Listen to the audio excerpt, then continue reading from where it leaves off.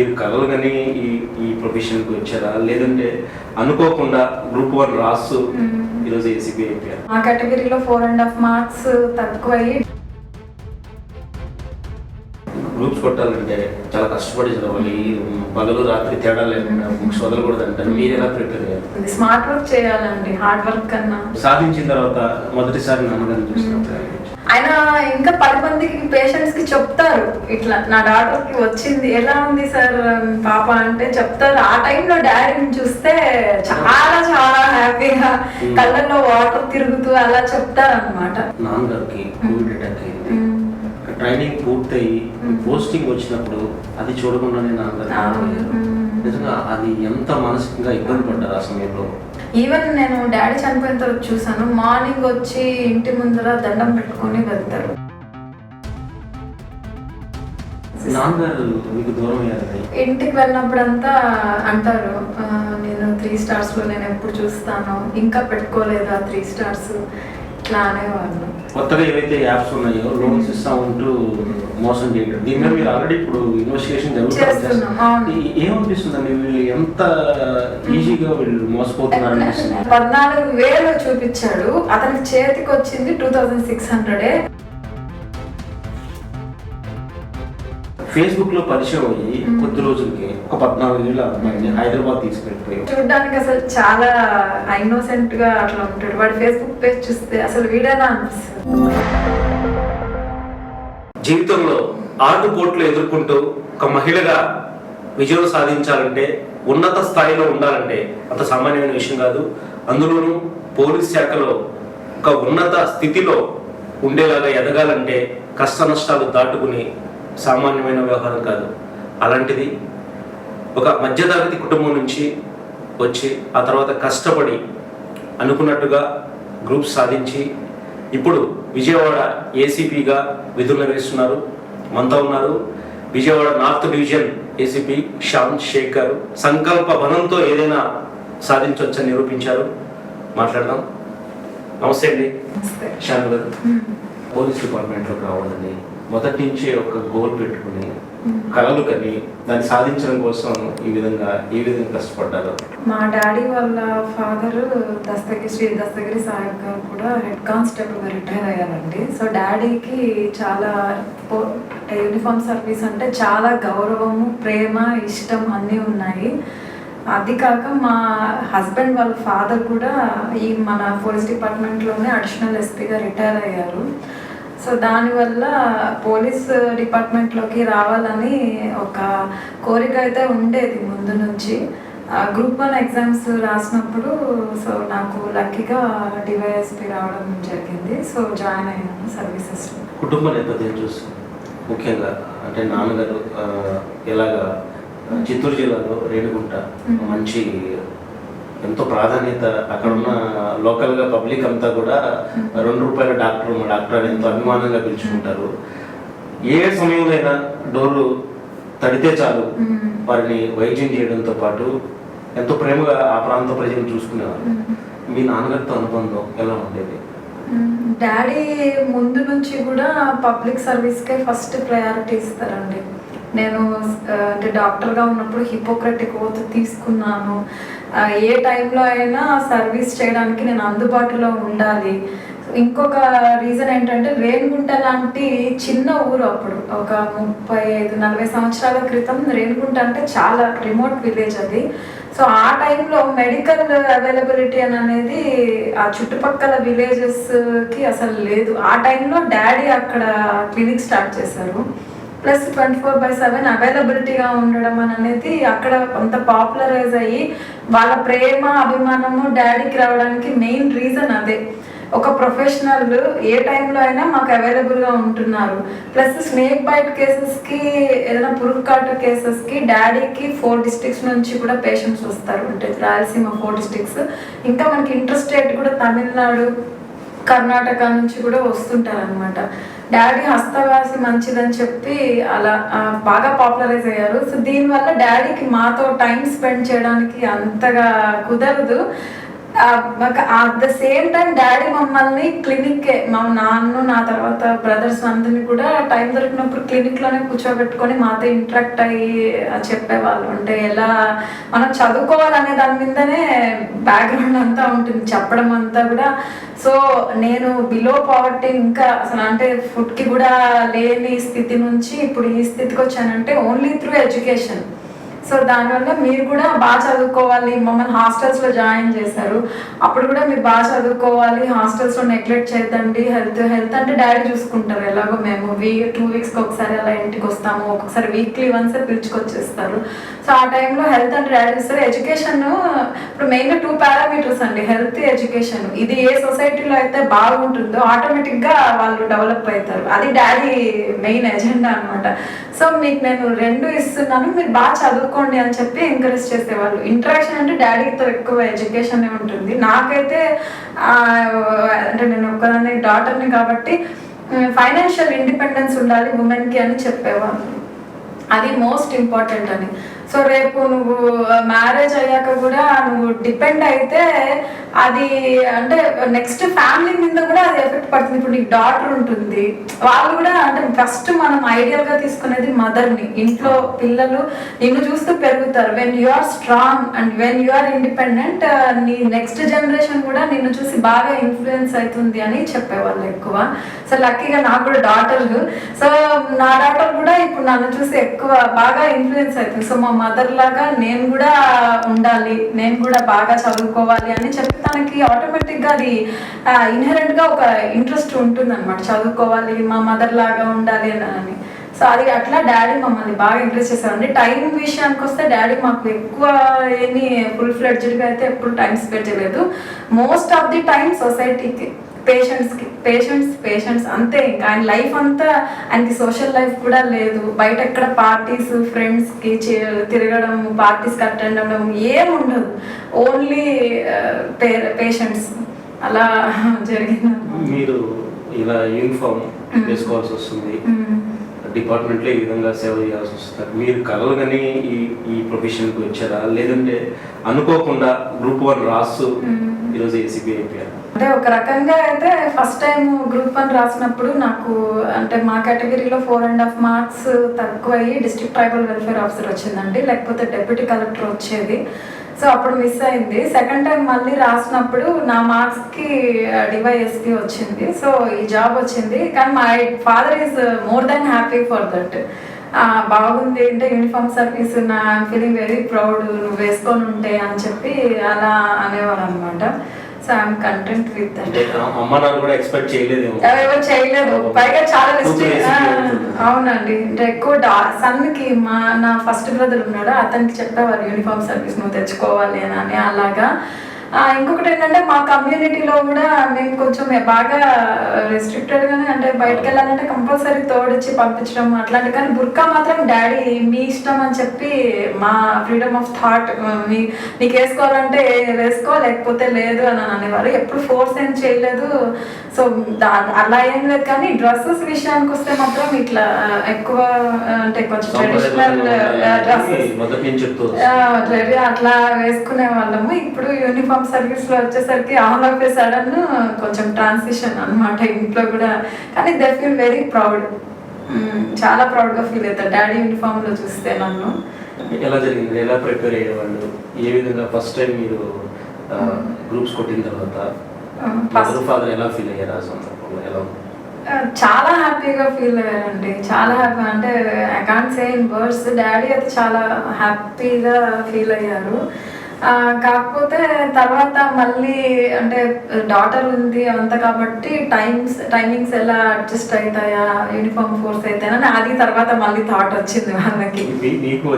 నాకు డాడీ అన్నారు ఫస్ట్, ఇట్లా పాప ఉంది కదా మరి యూనిఫామ్ సర్వీస్ అయితే ఎలాగా అని చెప్పి, ఓకే సరే ట్రైనింగ్కి నేను చూసుకుంటాను, నేను I take care of your daughter అని చెప్పారు. కానీ ఆ టైంలో అప్పుడే నేను కూడా కొంచెము నా కూతురికి సాలిడ్ ఫుడ్స్ అవి అలవాటు చేయడం అప్పుడే స్టార్ట్ చేశాను. తర్వాత డాడీ ఫుల్గా కేర్ తీసుకున్నారు.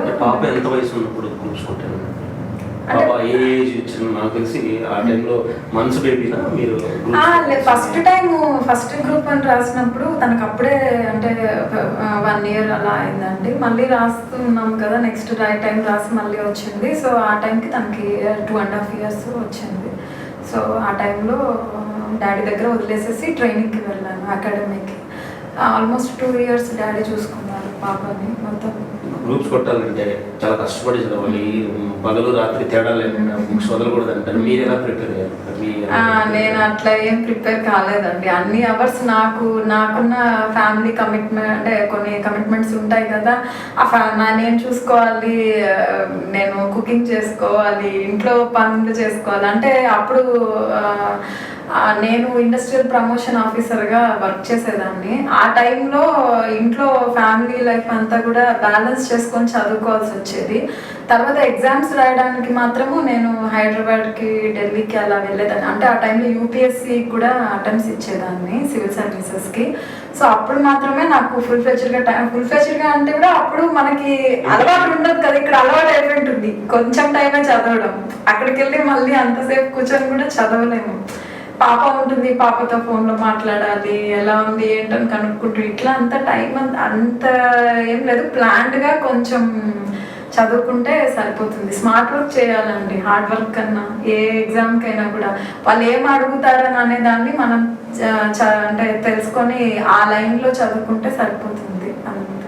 అంటే గ్రూప్స్ ప్రిపేర్ అయ్యే కోసం మీరు ఇచ్చే చిన్న సలహా అంటే ఎక్కువ కొంతమంది రాస్తూ ఉంటారు, ఎన్నిసార్లు టైం అయినా అవ్వట్లేదు, సాధించలేకపోతున్నాం అని, వాళ్ళు మీరేం చెప్తారు? అంటే మనము ఏదైనా కూడా డల్ అయిపోయి అక్కడికి వదిలేయకూడదండి, క్విట్ అవ్వకూడదు. గ్రూప్స్కి, సివిల్ సర్వీసెస్కి ముందు పేషెన్స్ ఉండాలి, కన్సిస్టెన్సీ ఉండాలి. సో రోజు ఇన్ని అవర్స్ చదవాలి, అంటే ఇంత టైం పెట్టుకుంటే సో రోజు ఇంత సిలబస్ కవర్ చేయాలి. అది కన్సిస్టెంట్గా చేసుకోవాలి. మీకు అదే మన స్టార్స్ చెప్తుంటారు కదా, విజయంకి అపజయం, సినిమా ఆడడానికి లేదు మనకి ఫరక్ ఉండకూడదు, తేడా ఉండదు. ఆ టైప్లో మనము ఎగ్జామ్ క్లియర్ చేస్తున్నామా లేదా అని అనేది పక్కన పెట్టేసారి మనం చదువుకుంటుండాలి. ఆటోమేటిక్గా అది క్లియర్ అయిపోతుంది. ఈ అటెంప్ట్ కాకపోతే నెక్స్ట్ అటెంప్ట్ క్లియర్ అయిపోతుంది. ఏమవుతుందంటే టెన్షన్ అయితే పక్కన పెట్టేసేయాలి, అంతే. మనం చేయాలి అంతే, ఇర్రెస్పెక్టివ్ ఆఫ్ దట్ అన్నమాట. అంటే మనకి ఫోకస్ ఎండ్ మీద కన్నా journey you have to concentrate and enjoy. అదే ఇప్పుడు ఫస్ట్ టైం నేను చాలా కష్టపడ్డానండి. నాకు డెప్యూటీ కలెక్టర్ కంపల్సరీ వస్తుంది అనుకున్నాను. ఎగ్జాంపుల్ నా లైఫ్లో నేను చూసింది. ఎంత కాన్ఫిడెన్స్ అంటే సెకండ్ టైం నేనేం సరిగ్గా రాయలేదు ఎగ్జామ్, కానీ డిఎస్పి వచ్చింది. ఫస్ట్ టైం చాలా అంటే చాలా కష్టపడి హార్డ్ వర్క్ చేసి మొత్తం బ్రెయిన్ అంటే పాపని కూడా ఇంకా ఆ టైంలో అసలు డాడీ కూడా పాపని కూడా కొంచెం కోప్పడేవారు. ఆ టైంలో నేను ఎగ్జామ్స్ రాయడానికి తిరుపతిలో ఉన్నప్పుడు నువ్వు అసలు వెళ్ళొద్దు, చదువుకొని అమ్మని అని చెప్పి చాలా కోప్పడేవారు. ఆ టైంలో రాలేదు. కానీ నెక్స్ట్ టైము అన్ని పనులు చేసి ఇంట్లో మార్నింగ్ బ్రేక్ఫాస్ట్ నేనే వండి జ్యూస్ చేసి అన్ని చేసి పాపకు తినిపించి ఎగ్జామ్కి వెళ్ళి రాసేసి వచ్చాను. ఇది వచ్చింది, డివైఎస్పి వచ్చింది. సో నేను అనుకోవడం ఏంటంటే మనము ఆ ఎండ్ రిజల్ట్ ని పక్కన పెట్టాలి. భగవద్గీతలో శ్రీకృష్ణుడు చెప్తాడు కదా, లాస్ట్ది you don't bother about that, you just put your effort, automatically it will be served to you అని. అట్లా అంతే. అది నాది నేను లైఫ్ లో చూసిన ఇది practical experience. I have experienced it. అంటే మీరు గ్రూప్ 1 కొట్టిన తర్వాత పోలీస్ డిపార్ట్మెంట్కి సంబంధించి మీరు తెచ్చుకునేటప్పుడు ఏమనిపించింది? అరే మనం మిస్ అయ్యామా, లేదంటే నిజంగా ఇక్కడికి రావడం వల్ల ఈ డిపార్ట్మెంట్లో ఇంకా ఎక్కువ మందికి మరింతగా మనం సేవ చేయొచ్చు అనే ఆలోచనతో వచ్చారా? సాటిస్ఫై అయ్యారా? లేదంటే మీరు అన్నట్టుగా కొంత మార్కులు తక్కువ రావడం వల్ల అనుకోని పరిస్థితుల్లో ఈ డిపార్ట్మెంట్లోకి ఎంటర్ అయ్యారనిపించిందా? ఎలా? ఏం లేదండి, ఐఎమ్ ఫుల్లీ సాటిస్ఫైడ్. ఎందుకంటే చెప్పాను కదా, మా daddy is more than happy. I want first నుంచి నుంచి ఎట్లా అంటే మా డాడీని హ్యాపీగా చూడాలి అని అనే దాంతోనే స్టార్ట్ చేశాను ఇది. అంటే ఐటీ అంటే ఫస్ట్ 2007 నుంచి 10 వరకు నేను సత్యం కంప్యూటర్ సర్వీసెస్లో చేశానండి. అది 2010లో మీకు అందరికీ తెలుసు ఫైనాన్షియల్ బ్రేక్ డౌన్ అయింది దానికి.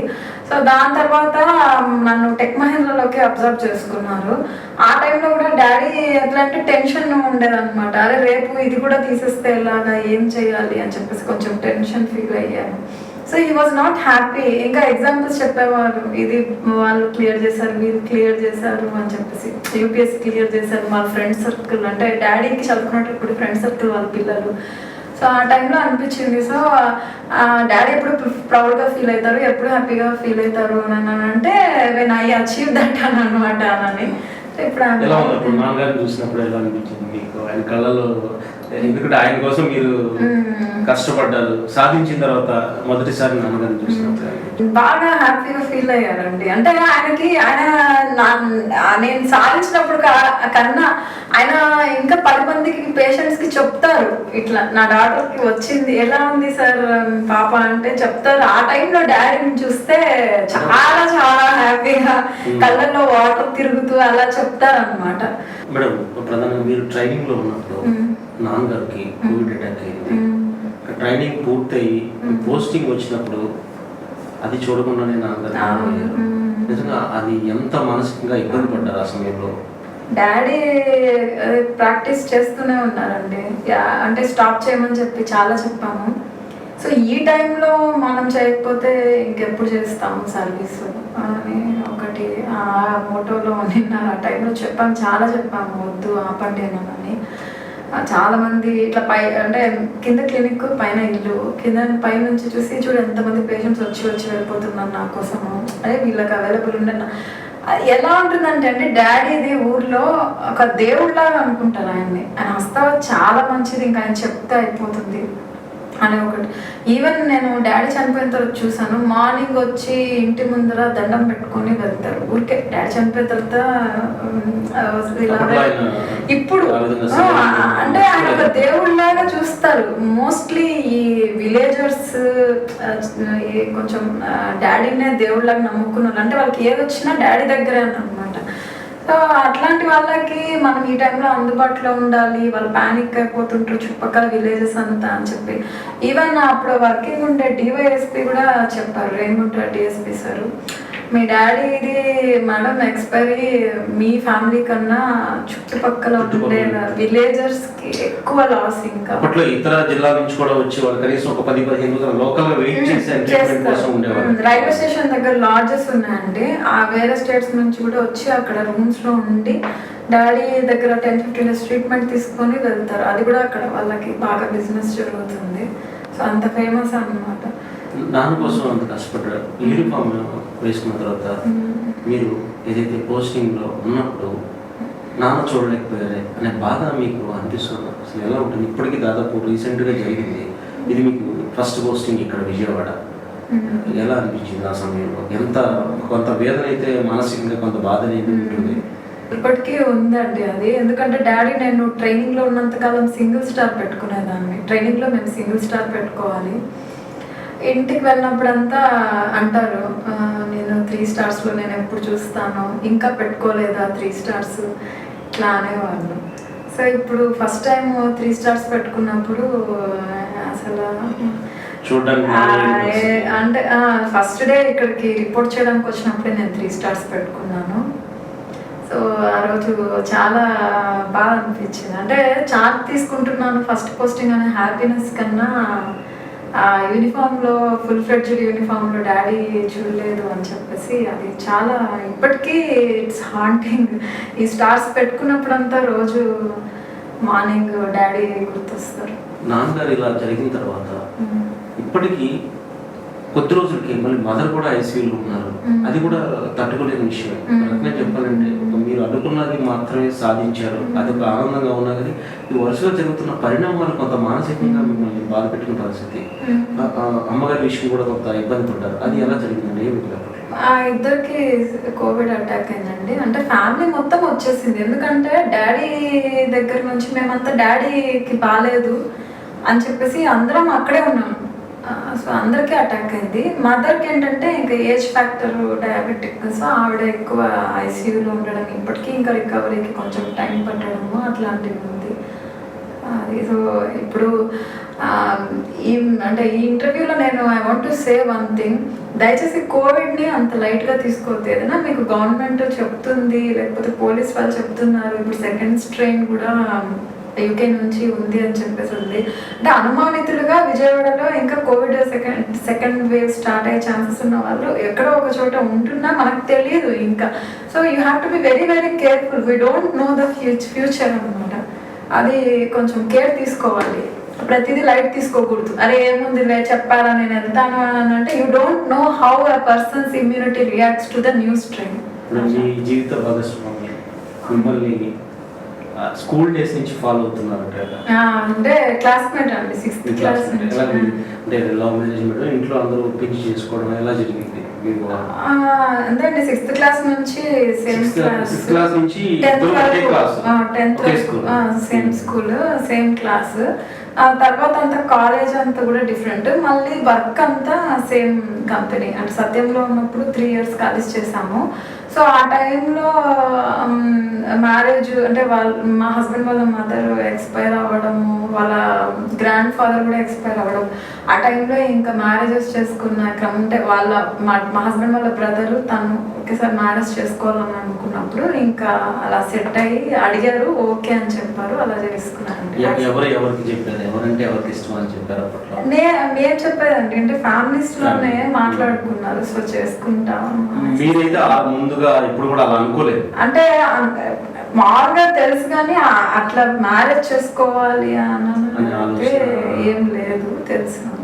ఎలా ఉందండి ఇప్పుడు లైఫ్? ఎలా ఉంది పాప? బాగుందండి చాలా. అంటే తను ఉన్నారు కాబట్టి చాలా సపోర్ట్ చేస్తారు. ముందు నుంచి తనకి నా మైండ్ సెట్, మెంటాలిటీ అన్ని తెలుసు కాబట్టి తను బాగా అర్థం చేసుకొని చాలా కోఆపరేట్ చేస్తారు పాపను చూసుకునే విషయం. అంటే అఫ్ కోర్స్ మా ఇంట్లో వాళ్ళు కూడా సపోర్ట్ చేస్తారు పాపను చూసుకునే విషయంలో. కానీ తను ఏంటంటే ఇప్పుడు నేను ఎక్కువ బిజీగా ఉంటాను కానీ ఏం విసుకోకుండా ఓకే అని అర్థం చేసుకుంటారు. అంటే తెలిసిన వ్యక్తి చిన్నప్పటి నుంచి చేసుకున్నాను కాబట్టి కాస్త అర్థం చేసుకున్నాడు అని భావనలో ఉన్నారు. అవును, ఇప్పటికైతే అదే. అంటే మాకు పెళ్ళయి మాకు 2011లో పెళ్ళయిందండి. 2020 almost 9 years we have travelled. Next 2020 10 years, 10th year పడుతుంది. సో 10 yearsలో కూడా చాలా అకష్టం అయ్యారు నా లైఫ్ స్టైల్కి, నా వే ఆఫ్ థాట్కి. తను మీరు ఎలా ఉంటారు, ఎలా మాట్లాడతారు, అంటే ఎగ్జామ్ బాగా రాస్తే ఎట్లా బిహేవ్ చేస్తుంది, చేయకపోతే ఎలా బిహేవ్, ఇవన్నీ కూడా తను అలవాటు పడ్డారనమాట. వేరే పర్సన్ అయితే అయ్యేవారు కాదేమో. ఎందుకంటే 6th క్లాస్ నుంచి కూడా టాపర్, అంటే క్లాస్లో అయితే టాపర్నే. సో తనకు తెలిసి ఎంత అంబిషియస్గా ఉంటాను మామూలుగా చదువు విషయంలో, అట్లా ఆ టైప్లో. ట్రైనింగ్ అంటే చిన్న విషయం కాదు. మీ ట్రైనింగ్ ఎక్స్పీరియన్స్ ఎలా? ట్రైనింగ్ లో కూడా తను బాగా సపోర్ట్ చేశారండి. పోలీస్ ట్రైనింగ్ అంటే నాకు అప్పటికి డాక్టర్ ఉంది, బాగా వెయిట్ ఉన్నాను. సో ఆ టైంలో చాలా డిమోటివేషన్ టైప్లో ఉండేదన్నమాట. అరే మనం చేయలేమని. ఈవెన్ ఫస్ట్ డే షూస్ వేసుకున్నప్పుడు కూడా మా మామగారు, మా హస్బెండ్ వచ్చారు లోపల అకాడమీకి చూద్దామని యూనిఫామ్లో. ఇట్లా అంటే ఫస్ట్ టైం ఇన్కన్వీనియంట్గా ఉంటుంది కదా, అప్పుడు దాకా ఇట్లా అంతా అలవాటు లేదు. ఆ టైంలో కూడా 1 full day నాతో పాటే ఉండి ఏం కాదు అని చెప్పేసి బాగా సపోర్ట్ చేశారు. అప్పుడు ఒకటే కాదు, తర్వాత కూడా నేను ఐ వాజ్ గెటింగ్ డిమోటివేటెడ్. మా ఆయన నాకు చెప్పాడు, నువ్వే ఇలా మాట్లాడుతున్నావు, 10th క్లాస్లో నీకు ఏపీఆర్ చేసి ఫస్ట్ వచ్చింది. ఇవన్నీ హీ యూస్ టు గుర్తు చేస్తారు అనమాట. మళ్ళీ ఏంటంటే నీకు పాలిటెక్నిక్ ఎంట్రన్స్లో కూడా అప్పుడు 8th ర్యాంక్ వచ్చింది. నువ్వేనా ఇలా మాట్లాడేది, నువ్వు ఎంత మెంటల్గా స్ట్రాంగ్ ఉంటావు, నువ్వు ఫిజికల్గా వీక్ కానీ అనుకున్నా you are very very strong mentally, I can do it అని అలా చెప్పేవాళ్ళు. నాన్నగారు మీకు దూరం అయ్యారు ఎప్పుడు తెలిసింది? అప్పట్లో మీరు ట్రైనింగ్ లో ఉన్నట్టుగా సమాచారం అంటే ఏ విధంగా ఎలా తెలిసింది? నాన్నగారు కోవిడ్ అటాక్ అయిన తర్వాత సివియర్ కండిషన్ లో మీకు దూరం అయ్యారని తెలిసింది ఎలా? అప్పుడు నాకు కూడా కోవిడ్ ఉందండి. ట్రైనింగ్ లో ఉన్నాను, నేను డాడీ దగ్గర ఉన్నాను కాబట్టి నాకు కూడా లేదు. నేను అనంతపురంలో ఉన్నాను, డాడీ చెన్నైలో అడ్మిట్ అయ్యి ఉన్నారు, కోవిడ్ ఐసీయూలో ఉన్నారు. సో అలా జరిగింది అనమాట. అంటే అంటే చెప్తూనే ఉన్నారు ఇట్లా సీరియస్గా ఉంది, ఇన్వెసివ్ వెంటిలేటర్ పెట్టాము, సెడేషన్లోనే ఉన్నారు, ఇలా చెప్తున్నారు. But he will recover. ఇప్పుడు మాట్లాడారు మీతో లాస్ట్ టైం అంటే ఇంట్లోనే అండి, ఇంట్లో ఉన్నాను. కోవిడ్ అటాక్ ముందు డాడీకి కొంచెం బాగాలేదని చెప్పినప్పుడు నేను అంటే పాపను తీసుకొని అనంతపురంకి వెళ్తా, అంటే మా హస్బెండ్ వాళ్ళ ఊరు గుత్తి అనంతపురం పక్కన. సో అక్కడికి వెళ్తానంటే నేను తిరిగి వస్తాను, నువ్వు వెళ్ళొద్దు అని చెప్పారు. వెళ్ళడం అప్పుడు ఇంక వెళ్ళిపోయి ఇంక అట్లే ఐసీయూకి వెళ్ళిపోయారు డాడీ. ఆ టైంలో అలా చెప్పారు. కానీ నేనేంటంటే పాపకి మళ్ళీ మా నుంచి అటాక్ అవుతుందేమోనని పాపను అక్కడ పెట్టేసేసి రిటర్న్ వద్దామని చెప్పేసి బయలుదేరాను. డాడీ అలా వెళ్ళిపోయారు, నేను ఇలా బయలుదేరాను అనమాట. మా మామగారి దగ్గర పాపను వదిలేసి వద్దామని. అదే లాస్ట్ నాతో మాట్లాడడం, చూడడం కూడా అదే ఆ మాట అన్నారు, నువ్వు వెళ్ళొద్దు, నేను వచ్చేస్తాను, నేను వచ్చాక వెళ్దులే అని అన్నారు మా ఇంటి నుంచి. అదే కానీ నేను వినలేదు. డాడీ వెళ్ళారు, చూపించుకొని వద్దామని చెప్పేసి వస్తారు, నేను కూడా పాపను వదిలేసి వచ్చేద్దాము అనే ఉద్దేశంతో. మా హస్బెండ్ కూడా అప్పుడు కోవిడ్ వచ్చి తను అక్కడ అనంతపూర్లో ఉన్నారనమాట. సో అట్లా చూసుకుంటారులే అక్కడ ఎవరో ఒకరు అని చెప్పేసి వదిలేసి వద్దాము అనుకున్నాను. అంటే పాప లేకపోతే నేను ఫ్రీగా ఉండొచ్చు కదా డాడీ దగ్గర, ఇంకా దగ్గరలో ఉన్నా ఏం కాదు, మళ్ళీ నా నుంచి పాపకి రాదు కదా అనే ఉద్దేశంతో అట్లా ఉన్నాను. ఇప్పుడు ముఖ్యంగా సోషల్ మీడియాలో ఇన్స్టా, ఎఫ్బి, ట్విట్టర్ వీటిలో ఎక్కువ యువతకి ఎక్కడ నష్టపోతున్నారంటారు? ఎక్కువ ఇన్స్టాగ్రామ్ లోనే అనిపిస్తుంది అంటే నాకు. ఇన్స్టాగ్రామ్ లో అందరికి సబ్స్క్రైబ్ అయిపోయి, అంటే నాకు ఇన్స్టాగ్రామ్ అకౌంట్ లేదు, నాకు తెలిసినంత వరకు నేను పక్కన వాళ్ళని చూసిన దాన్ని బట్టి చెప్తున్నాను. సో ఇన్స్టాగ్రామ్ లో ఫాలో అవుతారు, ఆ వాళ్ళందరివి వీళ్ళకి వచ్చేస్తూ ఉంటాయి అనమాట. అలా చూసుకుంటుంటే టైం తెలియదు అసలు, అలా అవర్స్ టుగెదర్ టైం వేస్ట్ చేస్తారు ఇన్స్టాగ్రామ్ లో. అది ఒకటి బాగా అబ్జర్వ్ చేశాను. సో ఇంతకన్నా నేను యువతకి ఏం చెప్తానంటే Twitter is better. Twitter accounts open చేసుకొని ఇప్పుడు చాలా యూస్ఫుల్ థింగ్స్ ఉంటాయి ట్విట్టర్ లో ఫాలో అవ్వడానికి. For example you can follow prime minister of India. You can ఇక్కడ లోకల్లో అనుకుంటే we have a group, Vijayawada city police group ఉంది, ఏపీ పోలీస్ గ్రూప్ ఉంది, డీజీపీకి ఉంది, హోమ్ మినిస్టర్కి ఉంది, వైఎస్ జగన్కి ఉంది, సీఎంఓకి ఉంది. పిఎంఓ ఈజ్ ఆ top 10 most having subscribers list లో ప్రైమ్ మినిస్టర్ ఆఫీస్ ఉంది మన ఇండియాలో. ఇప్పుడు మనకు ఉంటాయి కదండి అమితాబ్ బచ్చన్ అట్లా, అందులో టాప్ 10 లో పిఎంఓ ఉంది. మీరు పిఎంఓని సబ్స్క్రైబ్ చేసుకొని ఫాలో అవ్వండి, ట్విట్టర్ లో చూడండి ఎలాంటివి మనకి ఏంటి as a citizen what we can, అంటే మనం ఏమి సర్వీసెస్ పొందొచ్చు మన గవర్నమెంట్ దగ్గర నుంచి, ఏమి ఆ గవర్నమెంట్ ఆఫీసెస్ మనకి ఏమి ఇస్తాయి, సిటిజన్ చార్టర్ ప్రకారం సేవలు ఏమి ఇస్తాయి, లేకపోతే మనం ఏదైనా యాక్సెస్ చేయాలి, ఎక్కడి నుంచైనా తీసుకోవాలంటే ఎలా తీసుకోవచ్చు, అట్లాంటివన్నీ పిఎంఓలో ఫాలో అయితే మీకు తెలుస్తాయి. చూడాలనుకుంటే ఇంటర్నెట్ ఈజ్ హ్యూజ్. ఇట్లాంటివి మన లైఫ్ మోల్డ్ చేసుకోవడానికి, మనల్ని మనం గ్రో చేసుకోవడానికి. ఇప్పుడు అంటారు కదా, we should not go through the problem, we grow through the problem అని. అట్లా మీకు ఏదైనా ఒకటి అనిపిస్తే మీరు నెట్ లో అట్లా సెర్చ్ చేయండి, మీ ప్రాబ్లమ్ కి సొల్యూషన్స్ దొరుకుతాయి. సోషల్ మీడియాని మనం పాజిటివ్ గా తీసుకుంటే ఓవర్ పాజిటివ్, అంటే మనకు చాలా యూజ్ అవుతుంది. అది అంటే ఇప్పుడు చూడడానికి బాగున్నా కానీ ఆ తర్వాత నష్టపోతారంటారు ఎప్పుడైతే ఇప్పుడు యువత వెళ్ళే విధానం అయితే. ఇప్పుడు ఉన్నట్లు మనము ఎంతసేపు ఇన్స్టాలో ఫాలో అవుతున్నాము, వాళ్ళని చూసుకుంటుంటే ఇన్స్టాలో ఉంటుంది మనకి. పైగా మనలోనే మన ఫ్రెండ్స్ ని ఫాలో అవుతాము. అదే నాకు చెప్పారు, నేను కూడా చూసాను, మన ఫ్రెండ్స్ ఫాలో అయితే వాళ్ళు ఫాలో అయ్యేటివి మనకి ఇక్కడ కనిపిస్తాయి. కామన్ ఫ్రెండ్స్ వాళ్ళు ఆ వీడియోస్ అన్ని చూసుకుంటారు. మళ్ళీ వీళ్ళు వాళ్ళని పెట్టినప్పుడు లైక్ కొడితే అరే నువ్వు ఎందుకు నాకు పెట్టలేదురా అని చెప్పి అదొక హరాస్మెంట్. మళ్ళీ నువ్వు నాకు పెట్టాలి అంతే కదా, అది ఉంది, నాకెందుకు పెట్టలేదు, దానిపైన పెద్ద గొడవలు చేసుకునే వాళ్ళు కూడా ఉన్నారు. మీరు ఆల్రెడీ కొత్తగా ఏవైతే యాప్స్ ఉన్నాయో లోన్స్ ఇస్తా ఉంటూ మోసం చేయడం, దీని మీద మీరు ఆల్రెడీ ఇప్పుడు ఇన్వెస్టిగేషన్ జరుగుతుంది. ఏమనిపిస్తుందండి, వీళ్ళు ఎంత ఈజీగా వీళ్ళు మోసపోతున్నారు అనిపిస్తుంది నాకు. అసలు ఐ వాజ్ సర్ప్రైజ్డ్ రియల్లీ. మా అజిత్ నగర్ పోలీస్ స్టేషన్ లో 2 కేసులు రిపోర్ట్ అయ్యాయి. ఒక కంప్లైంట్ ని తీసుకొని వచ్చి ఇక్కడ మాట్లాడేటప్పుడు వెరీ వెరీ క్లియర్ గా అనిపిస్తుంది. స్క్రీన్ పైన 14,000 చూపించాడు, అతనికి చేతికి వచ్చింది 2,600. ఎందుకంటే 5,000 ఇంకొక స్క్రీన్ లో 5,000 కమిట్ అయ్యారు, 2,400 వచ్చేసి చార్జెస్ అనమాట. చార్జెస్ అని చెప్పి తీసుకున్నారు, ఇలా ట్రాన్స్ఫర్ చేసిన చార్జెస్. అంటే net amount is getting only 2,600. 14,000 ఇస్తామని చూపించి 2,600 మీకు అకౌంట్ లో పడినప్పుడు మీకు అప్పుడు అనిపించదా మళ్ళీ ఇంకొక 7 యాప్స్ లో తీసుకున్నాడు. మళ్ళీ ఇలాగే ఒక యాప్ లో నుంచి ఇంకో 7 యాప్స్ ఓపెన్ అయితే అందులో కూడా డబ్బులు తీసుకున్నాడు. అంటే ఎలా మీరు చదువుకున్నారు, ఎలా తీసుకుంటారు? ఎవరైనా అంత ఎగ్జార్బిటెంట్, ఇప్పుడు 35% ఇంట్రెస్ట్ రేట్ ఉంది కొన్ని యాప్స్లో, అట్లా ఎవరైనా కడతారా? మీ దగ్గర ఒక డాక్యుమెంట్ కూడా తీసుకోకుండా మీకు స్క్రీన్ మీద ఒక అమౌంట్ చూపించి దాంట్లో ఎంత అండి 15-20% అమౌంట్ మీకు చేతికి వస్తుంది అంత. కానీ మళ్ళీ మీరు సరే మీరు తీసుకున్నాక నాకు వద్దు అని మీకు రిటర్న్ పంపించడానికి కూడా లింక్ లేదు. మరి ఎలా మీరు నాకు లేదు సరే అట్లాంటప్పుడు సెకండ్ యాప్ అయినా తీసుకోకుండా జాగ్రత్త పడాలి కదా. వద్దు అని అనుకోరు కదా. అరే నేను ఒకసారి నాకు అమౌంట్ వస్తే తక్కువ అమౌంట్ నాకు వద్దురా బాబు అని చెప్పడానికి కూడా లేదు. మళ్ళీ మీరు మొత్తం అమౌంట్ కట్టాల్సిందే వాడికి. అందులోపల ఈ వాట్సాప్ చాటింగ్స్ అవి ఇవి ఇంకంతా బెదిరించడాలు ఇంట్లో వాళ్ళందరూ ఇవన్నీ జరిగిపోతూ ఉంటాయి వాడి ఫోన్లో. ఎందుకంటే అలో కొడతారు వాళ్ళు, అంటే మిగిలిన కాంటాక్ట్స్ ఇన్ఫర్మేషన్ అంతా కూడా నేను యాక్సెస్ చేసుకోవడానికి వస్తుందని చెప్పి ఉంటుంది కదా, అలో అని చెప్పేసి అది అలో కొడతాడు అనమాట. సో ఈ కాంటాక్ట్స్ ఇన్ఫర్మేషన్ అంతా వాళ్ళకి వెళ్తుంది. సో మీరు ఎలా మీకు లాజిక్ ఎలా అందుతుంది అని అంటే ఆ టైంలో చేసాం మేడం అని చెప్పేసి అలా చెప్తుంటారు. సో అవి చేయకండి. ఫేస్బుక్ లో పరిచయం అయ్యి కొద్ది రోజులకి ఒక 14 ఏళ్ళ అమ్మాయిని హైదరాబాద్ తీసుకెళ్ళిపోయి ఒక 20 ఏళ్ళు 25 ఏళ్ళ వ్యక్తి తల్లిదండ్రులు తెలియకుండా పెళ్లి చేసుకున్నారు. అలా అనేక మంది మోసపోతున్నారు.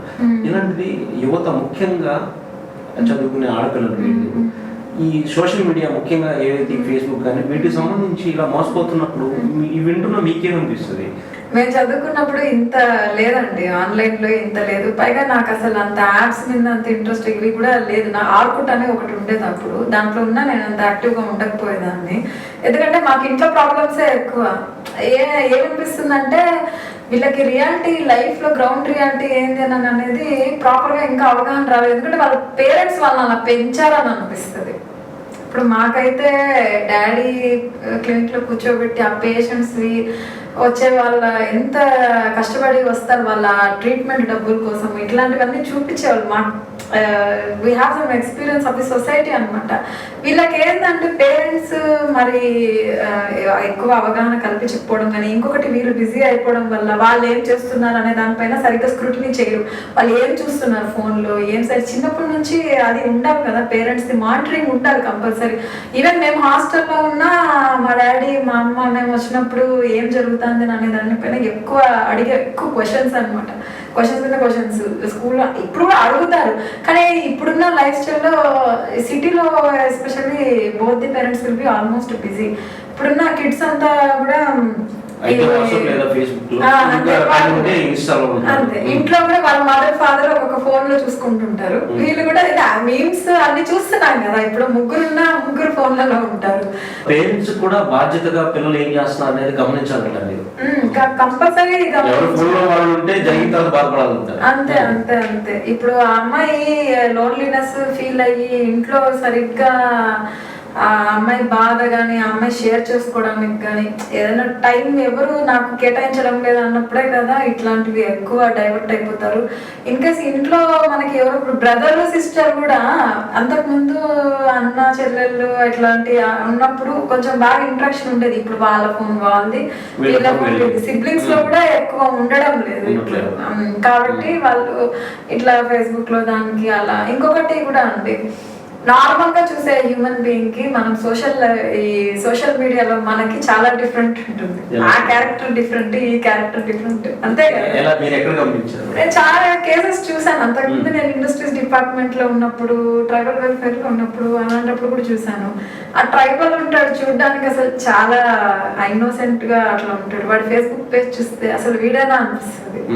మేడం, ముఖ్యంగా మీకు సంబంధించి కొత్తగా ఇక్కడ నార్త్ డివిజన్ లో బాధ్యతలు తీసుకున్నారు ఎస్పీగా. ఎలా ఉందండి ఫస్ట్ పోస్టింగ్? విజయవాడ రాజధాని ప్రాంతం, క్రైమ్ ఎక్కువగా జరుగుతుందనేది విజయవాడలో కొంత ఎప్పటి నుంచో కూడా, ఇప్పుడు కొంత తగ్గినప్పటికీ కూడా రకంగా ఒకప్పుడు క్రైమ్ కట్ట విజయవాడ. ఇప్పుడు మీకు ఎలా ఉంది ఇక్కడ పోస్టింగ్ నార్త్ డివిజన్ సంబంధించి? కంటెంట్ అండి బాగుంది పోస్టింగ్. అంటే ఫస్ట్ పోస్టింగ్ కాబట్టి మనము దేవుడు ఏది ఇస్తే అది చేస్తాం. ఎట్లాంటిదైనా will take it as a challenge and I will do it. దాంట్లో ఏం లేదు. సో బాగుంది. యాజ్ ఆఫ్ నౌ అయితే I'm feeling it as a very challenging. చాలా టైప్స్ ఆఫ్ ప్రాబ్లమ్స్. ఇప్పుడు 3 ఏరియాస్ నాకున్నాయి, 3 different types of areas. SN Puram చూసుకుంటే మొత్తం సిటీలో ఇన్నర్ కోర్గా ఉంటుంది. ఏఎస్ నగర్ చూసుకుంటే మనకి బోత్ మిక్స్, అంటే స్లమ్ ప్లస్ అన్నీ ఉంటాయి అన్నమాట అందులో. నున్నా తీసుకుంటే రూరల్ వస్తుంది. So all the 3 types of geographical area నా లిమిట్స్లో ఉన్నాయండి. సో బాగుంది, పాజిటివ్. అంటే new things I'm learning everyday అనమాట. There is a scope for learning, huge scope of learning. ఎందుకంటే 3 టైప్స్ ఆఫ్ ఏరియాస్, ఒక్కొక్క స్టేషన్ ఒక్కొక్క టైప్ ఆఫ్ ఏరియాలో ఉంది. అంటే మోనోటనస్గా లేకుండా మొత్తం సిటీలో ఉన్న మనకి అర్థం కాదు, ఇట్లా నున్న రూరల్ టచ్ వస్తుంది. ఏఎస్ నగర్లో బోత్ సిటీ అండ్ స్లమ్ ఆ టచ్లో వస్తుంది. ఎస్ఎన్పురం ఇంకా మీకు తెలుసు సిటీలో ఉంటుంది. Thank you so much madam. Okay. వృత్తిపరంగా మరిన్ని విజయాలు సాధించాలి అని ఆదాం టీవీ మనస్ఫూర్తిగా కోరుకుంటుంది. నమస్తే. Thank you so much. ఇది వాటి స్పెషల్ ఇంటర్వ్యూ. నమస్తే.